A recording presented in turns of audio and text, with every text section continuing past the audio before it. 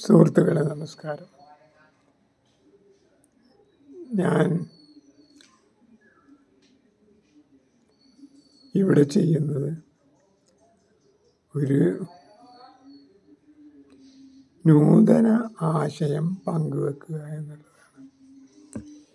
അതിനുള്ള ശാരീരികമായ അവസ്ഥയല്ല, എങ്കിലും ഒരുപക്ഷെ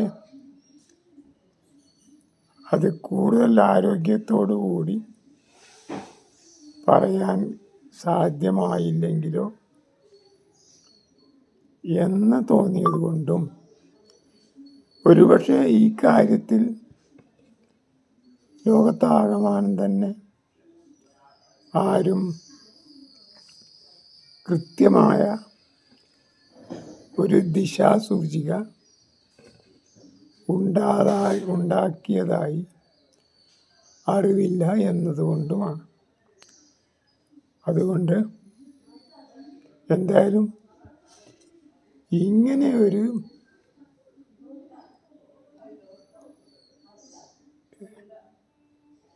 വിഷൻ അല്ലെങ്കിൽ ദർശനം വരുന്നത് നമ്മുടെ മാതൃഭാഷയായ മലയാളത്തിൽ തന്നെ ആവണം എന്നതുകൊണ്ടാണ് ഞാൻ മലയാളത്തിൽ ഇത് പ്രക്ഷേപണം ചെയ്യാൻ ഉദ്ദേശിക്കുന്നത്. അപ്പോൾ എന്താണെന്ന് വെച്ചാൽ,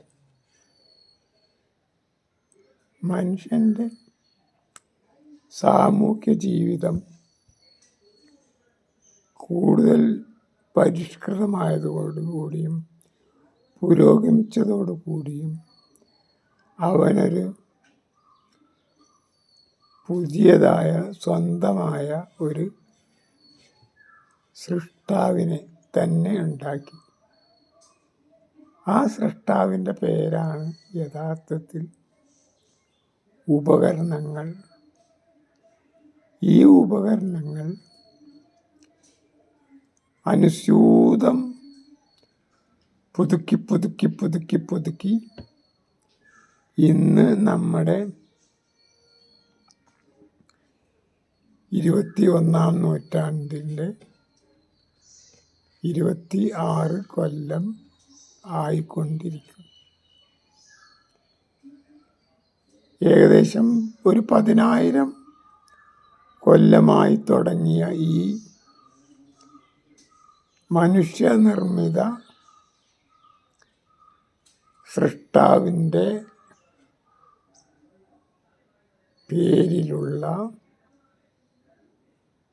മനുഷ്യ സമൂഹത്തിൻ്റെ നിർമ്മിതി തുടർന്നുകൊണ്ടേയിരിക്കുകയാണ്. ഞാൻ പറഞ്ഞു വന്നത്, സയൻസാണ് യഥാർത്ഥത്തിൽ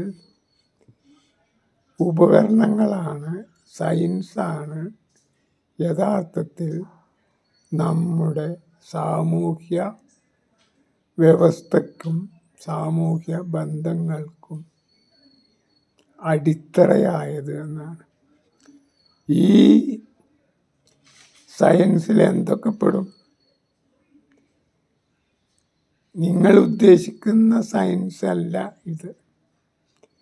ഈ സയൻസിൻ്റെ നിർവചനത്തിൽ മനുഷ്യനിർമ്മിതമായ എല്ലാം പെടും. ഭൗതികവും മാനസികവും ആത്മീയവുമായ എല്ലാ ഉപകരണങ്ങളും യഥാർത്ഥത്തിൽ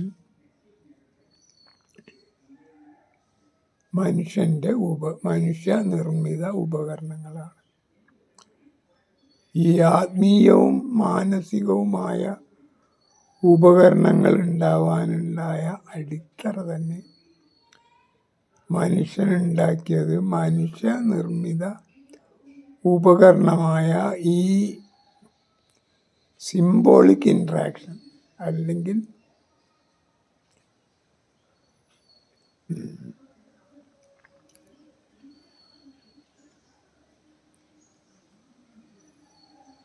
സിമ്പിൾ ഉപയോഗിച്ച്, അല്ലെങ്കിൽ വസ്തുക്കളല്ലാതെ സിമ്പിളുകൾ ഉപയോഗിച്ച് ആശയങ്ങൾ കൈമാറുന്ന രീതി, ആ ആശയങ്ങൾ കൈമാറുന്ന രീതി തന്നെയാണ് അതിലേറ്റവും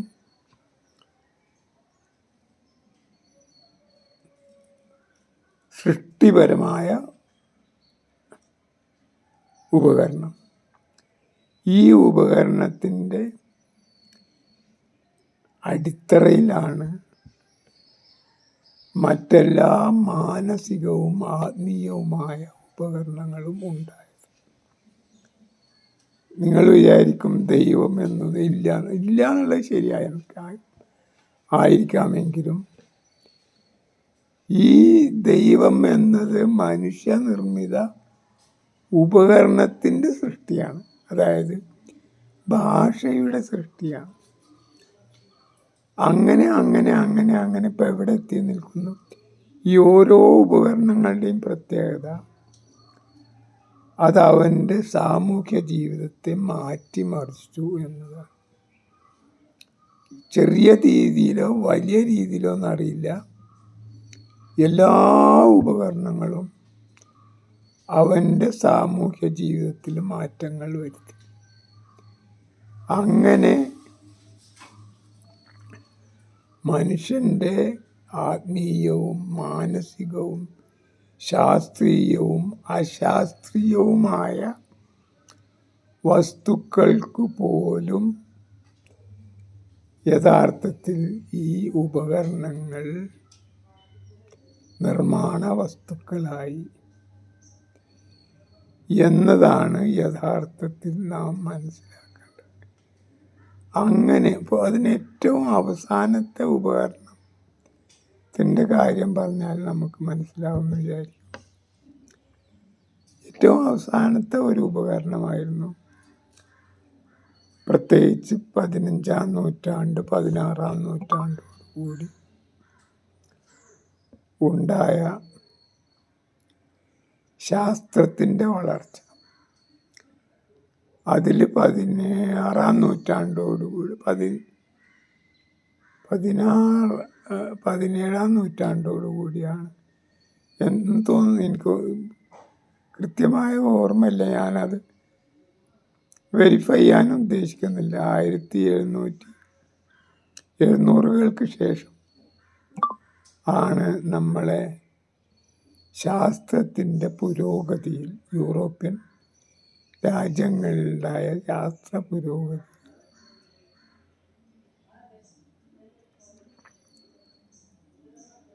യന്ത്രങ്ങൾ ഉണ്ടായത്. യന്ത്രങ്ങളെ കൊണ്ട് പണിയെടുപ്പിക്കാൻ തുടങ്ങി. ആദ്യം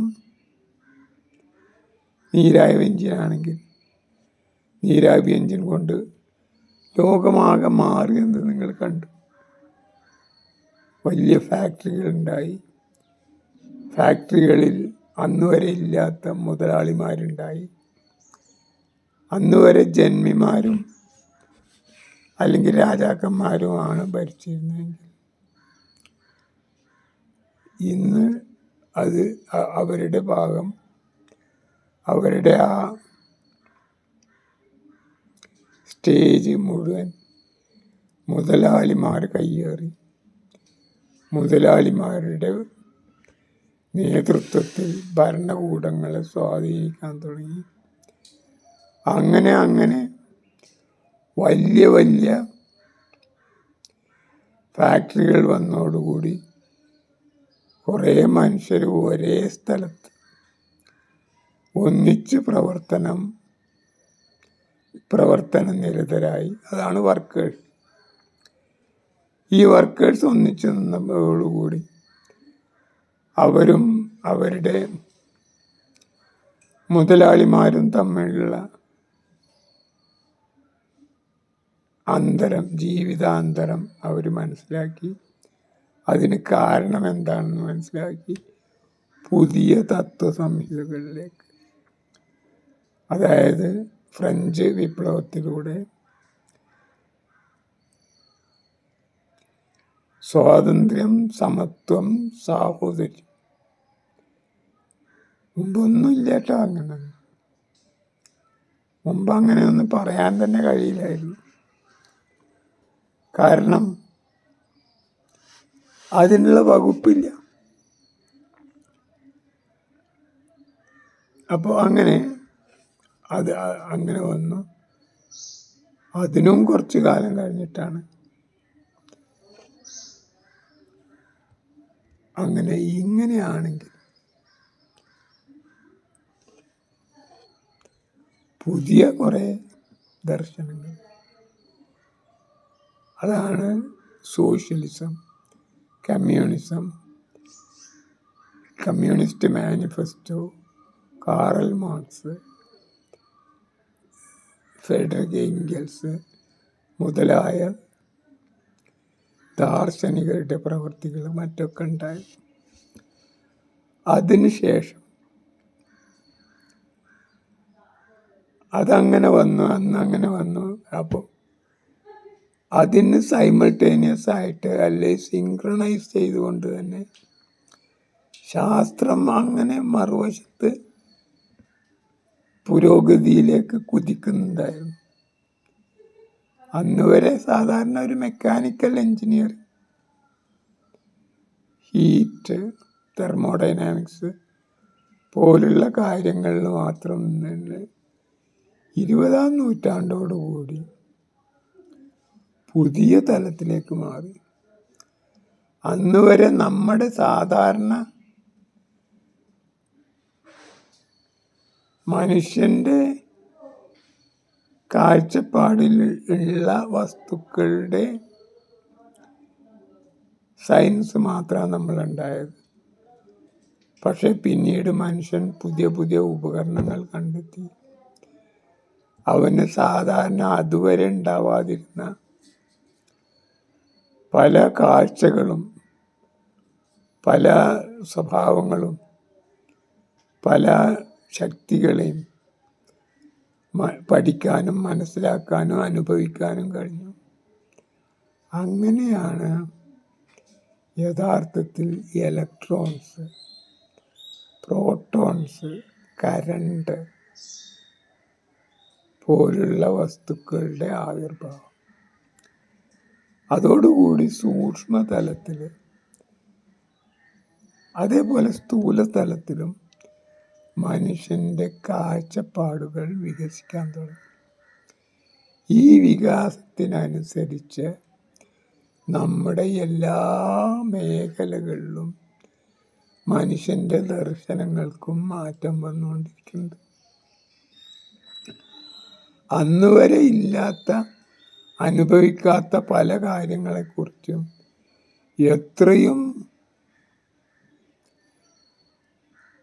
സൂപ്പർസ്റ്റീഷ്യസ് ആയിട്ടുള്ള, ട്രാഡീഷണലായ, കൺസർവേറ്റീവായിട്ടുള്ള ദർശനം കൊണ്ട് നടക്കുന്ന ആളായാലും അതിനെ അഭിമുഖീകരിക്കേണ്ടതുണ്ടെന്നും അതിനെ അഡ്രസ്സ് ചെയ്യേണ്ടതുള്ളതൊന്നും ഉറപ്പല്ലേ. അപ്പോൾ അതുകൊണ്ട് തന്നെ പണ്ട് ഒട്ടകപ്പുറത്ത് അല്ലെങ്കിൽ കുതിരപ്പുറത്ത് അല്ലെങ്കിൽ പോത്തുംപുറത്ത് സഞ്ചരിച്ചിരുന്ന ഒരാൾ ഒരു കാറ് അല്ലെങ്കിൽ സൈക്കിള് അല്ലെങ്കിൽ മറ്റൊരു യന്ത്രം വന്നു കഴിഞ്ഞാൽ അതിനോട് എങ്ങനെ സഹകരിക്കണമെന്നും അതോടുകൂടി എങ്ങനെ അതിജീവിക്കാൻ കഴിയുമെന്നും സ്വന്തം തീരുമാനിക്കേണ്ടതുണ്ട്.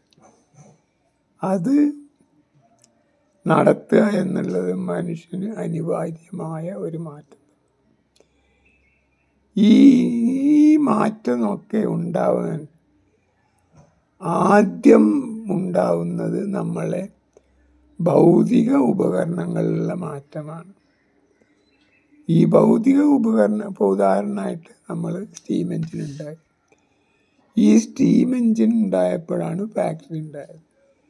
ഫാക്ടറി ഉണ്ടായതുകൊണ്ടാണ് മനുഷ്യർ ഒന്നിച്ച് താമസിക്കാൻ തുടങ്ങിയത്.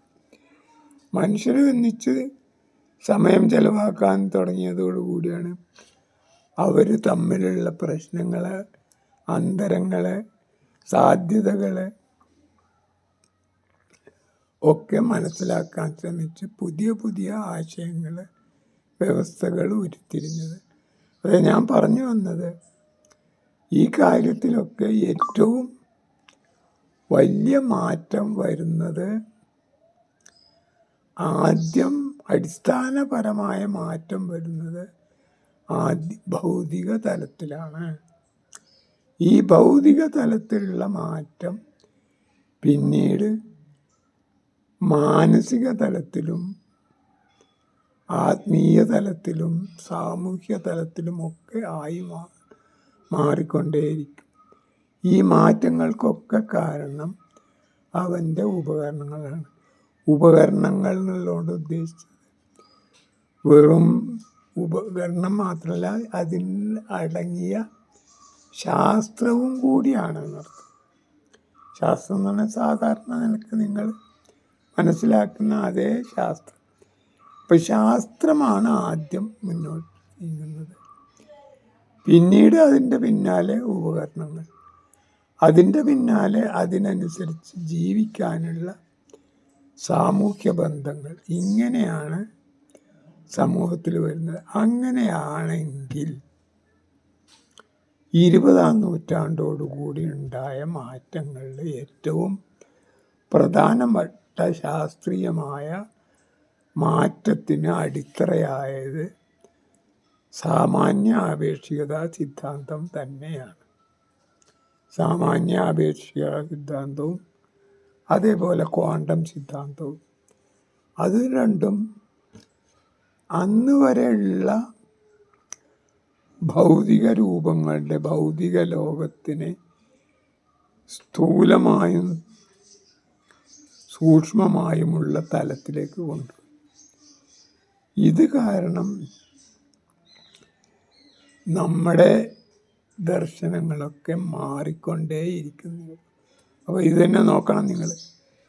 ആദ്യം നമ്മളെ മെക്കാനിക്കൽ വിപ്ലവം, ശാസ്ത്ര വിപ്ലവം വന്നതിന് ശേഷം, പിന്നെ ഏകദേശം 100 കൊല്ലത്തോളിന് ശേഷമാണ് ഒരു സമത്വം, സാഹോദര്യം പോലുള്ള ദർശനങ്ങളിലേക്കും അതുവഴി സോഷ്യലിസ്റ്റ് ആശയങ്ങളിലേക്കും എത്തുന്നത്. അതേപോലെ തന്നെ ഈ ആശയങ്ങളിൽ നിന്ന് പുതിയ ഈ ശാസ്ത്ര സത്യത്തിലേക്ക്, അല്ലെങ്കിൽ സ്ഥൂല സൂക്ഷ്മ ലോകത്തേക്ക് മനുഷ്യൻ കടന്നു വരുന്നതോടുകൂടി ഈ അവൻ്റെ ദർശനങ്ങളും അനിവാര്യമായ പുരോഗതി, അനിവാര്യമായ പരിഷ്കരണം ആവശ്യമാണെന്നും അത് കൂടുതൽ സോഷ്യലിസ്റ്റ് ആദർശങ്ങളുടെ കൂടുതൽ അടിത്തറയിലേക്ക് നമ്മെ നയിക്കാൻ ഉതകുമെന്നും ഉള്ള ഒരു ആശയം പങ്കുവെക്കാനാണ് ഞാൻ ശ്രമിക്കാൻ ഉദ്ദേശിക്കുന്നത്. എന്തായാലും അങ്ങനെയെങ്കിൽ യഥാർത്ഥത്തിൽ ഈ അന്ന് വരെ ഉണ്ടായിരുന്ന മനുഷ്യൻ്റെ ദർശനം, ആ ദർശനത്തിൽ ഏറ്റവും മോഡേൺ ആയിട്ടുള്ള ദർശനം എന്നത്, അത് എനിക്ക് സംശയമൊന്നുമില്ല, നിങ്ങൾക്ക് വല്ല സംശയം ഉണ്ടെങ്കിൽ ആയിക്കോട്ടെ, എൻ്റെ അഭിപ്രായത്തിൽ ഏറ്റവും ആധുനികമായ ദർശനമാണ് കമ്മ്യൂണിസം. ഈ കമ്മ്യൂണിസത്തെ കൂടുതൽ ശുദ്ധീകരിക്കുന്ന, കൂടുതൽ റിഫൈൻ ചെയ്യുന്ന ഒരു തലത്തിലേക്ക് അതിനുശേഷം വന്ന ശാസ്ത്ര മേഖലയിലെ പുതിയ ഉപകരണങ്ങളായ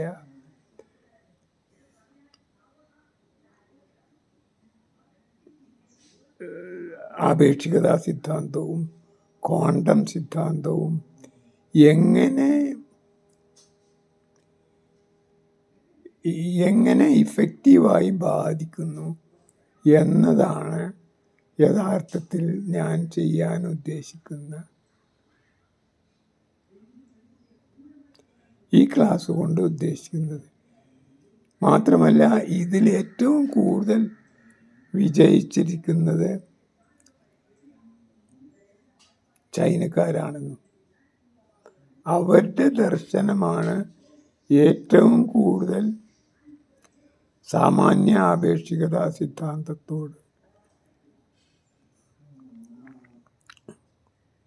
സിദ്ധാന്തത്തിൻ്റെ ദർശനത്തോട് ഏറ്റവും കൂടുതൽ യോജിച്ച് പോകുന്നതെന്നും എന്ന അഭിപ്രായം എനിക്കുണ്ട്. അതുകൊണ്ടാണ് അവരെ സംബന്ധിച്ചിടത്തോളം അവരല്ലാത്ത മറ്റ് രാജ്യങ്ങളും മറ്റ് സമൂഹങ്ങളുമായിട്ട് അവർക്ക് യാതൊരു പ്രശ്നവും, ഇങ്ങോട്ട് സഹകരിക്കാൻ വന്നാൽ അങ്ങോട്ട് പൂർണ്ണമായും സഹകരിക്കാനും അതേപോലെ അവരോട് കൂടി ചങ്ങാത്തം കൂടാനും സഹായിക്കാനും കഴിയുന്നത്. അതായത് അതോടുകൂടി ശത്രുക്കളില്ലാത്ത, നേരെ മറിച്ച് കമ്മ്യൂണിസ്റ്റ് അതിൽ യഥാർത്ഥത്തിൽ പ്രോലറ്റേറിയറ്റ്സും അല്ലെങ്കിൽ തൊഴിലാളികളും മുതലാളികളും ശത്രുക്കളാണ്. ഇത് ശത്രുക്കളല്ല, രണ്ടുപേരും ഒരേ ലക്ഷ്യത്തിൽ നീങ്ങുന്നവരാണ്. അതായത് എന്താണ് ലക്ഷ്യം? മനുഷ്യ പുരോഗതി. അതിൽ തന്നെ ഓരോരുത്തരും അവരുടെ ഭാഗം വഹിക്കാനുള്ള കാരണം നിലവിലിരിക്കുന്ന സാഹചര്യങ്ങളാണ്. ഈ സാഹചര്യങ്ങൾ മാറിയാൽ അയാളും ഇയാളും തമ്മിൽ മാറ്റമൊന്നുമില്ല. രണ്ടുപേർക്കും കൂടുതൽ നല്ല, കൂടുതൽ സമ്പന്നമായ, കൂടുതൽ ആഹ്ലാദ നിർഭരമായ ഒരു ലോകം സാധ്യമാകുമെങ്കിൽ അത് ആണ് യഥാർത്ഥത്തിൽ ബുദ്ധിയുള്ള എല്ലാവരും കാക്ഷിക്കുക എന്നതിനാൽ നമ്മൾ രണ്ടുപേരും അന്യോന്യം കൊന്നു തള്ളേണ്ടവരല്ല. നേരെ മറിച്ച് ഒന്നായിട്ട് സഹകരിച്ച് നമ്മൾ നിലവിലിരിക്കുന്ന കഴിവുകളെ പരമാവധി ഉപയോഗിച്ച് ആഘോഷത്തോടുകൂടി ഈ ലോകത്ത് ജീവിക്കേണ്ടവരാണ് എന്ന ഒരു ദർശനത്തിലേക്ക് നാം എത്തുമെന്നും അതെങ്ങനെയൊക്കെയാണെന്നും അതിന് ഈ ഓരോ ഘടകങ്ങൾ എങ്ങനെയൊക്കെ സാധിച്ചു എന്നും, അതായത് ഉദാഹരണമായിട്ട് ആദ്യത്തെ ഏറ്റവും ഭീകര ഉപകരണമായ ഭാഷ അല്ലെങ്കിൽ സിംബോളിക് ഇൻട്രാക്ഷൻ എന്ന് പറയുന്ന പ്രതീകങ്ങളുടെ വിനിമയത്തിന് ഉപയോഗിച്ച ഒരു ഭാഷ, ഇത് ഉപകരണം. 2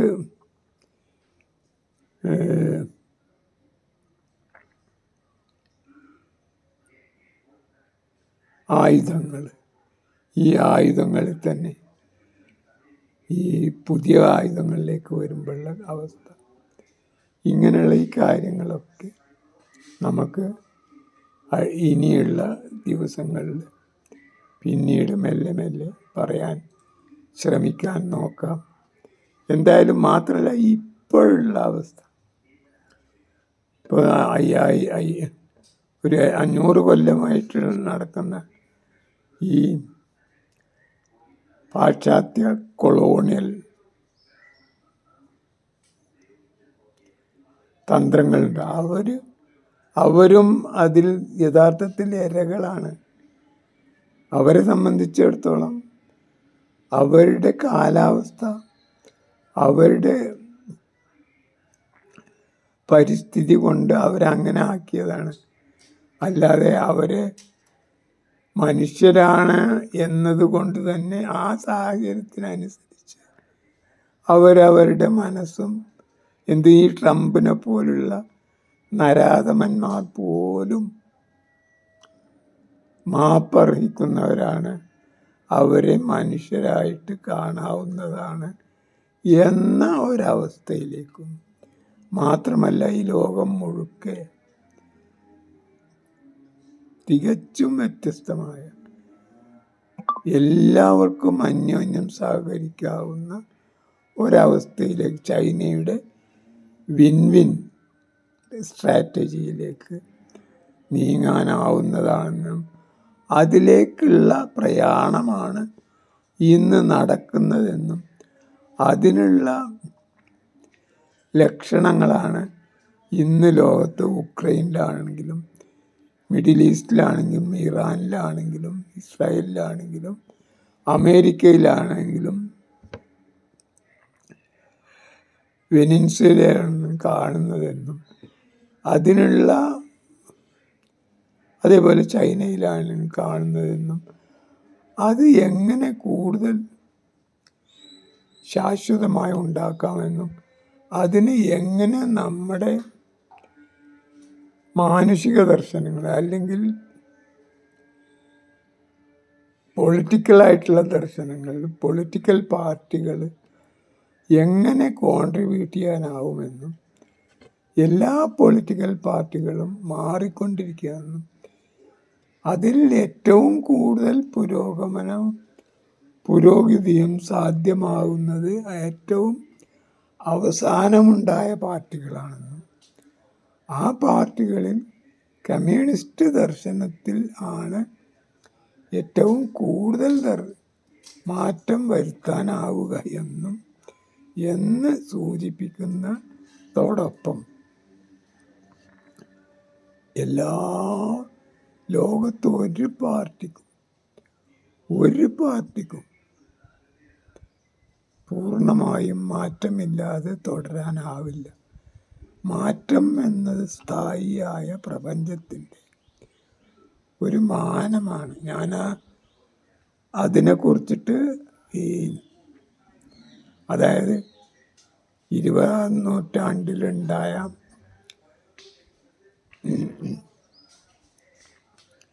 ആപേക്ഷിക സിദ്ധാന്തത്തിൻ്റെയും ക്വാണ്ടം സിദ്ധാന്തത്തിൻ്റെയും അടിസ്ഥാന മൂല്യങ്ങളായ